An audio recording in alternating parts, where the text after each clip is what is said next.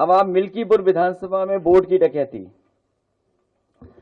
Samajwadi party 2022 में 48% vote, general election जब हुआ तो 49% वोट मिला।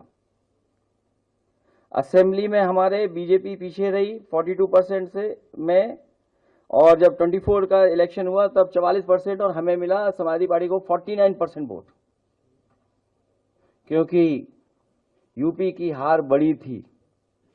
यूपी के हार के साथ साथ प्रभु श्री राम की जनता ने समाजवादी पार्टी को आशीर्वाद दिया था, क्योंकि भारतीय जनता पार्टी ने प्रभु श्री राम के गरीब लोगों की जमीन छीनी थी, भू माफियाओं को जमीन बेची गई थी, बाजार तोड़े गए थे, बुलडोजर चले थे, उनके साथ अन्याय हुआ था।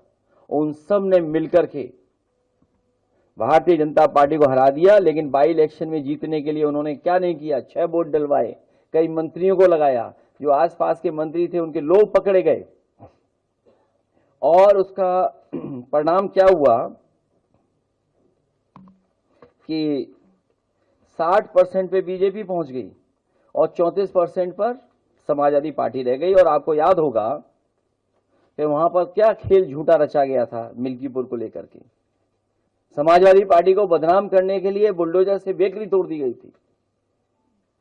उस बुजुर्ग को जिसको इन्होंने झूठा फंसाया था, जब हम लोगों ने कहा कि डीएनए टेस्ट कराइए इसका, तो सोचिए क्या क्या आरोप लगे थे हम लोगों पर।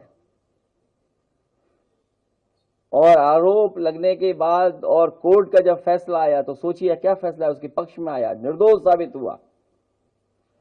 जिसको इन्होंने बदनाम करने का काम किया वो निर्दोष साबित हुआ और वोट लूटा गया। कैसे, वो आप सबको पता है। वहां पर एक अधिकारी पोस्ट हुए थे, वो अधिकारी जो पोस्ट हुए थे, हालांकि मजबूरी में मुझे अधिकारियों के नाम भी पढ़ने पड़े थे। उस अधिकारी के खिलाफ हमारे आदरणीय माता प्रसाद पांडे जी 2 चिट्ठी लिख चुके हैं, लीडर ऑपोजिशन है वो। और उसके ऊपर जो मुकदमाएं धाराएं हैं, आप कल्पना नहीं कर सकते कोर्ट ने क्या दर्ज कराई थी। और उसे कहा गया था कि तुम्हें हम केस खत्म करा देंगे तुम्हारा, एक केवल इतना कर दो कि मिल्कीपुर लूट लो, समाजवादियों से लूट लो। उनका नाम क्या है?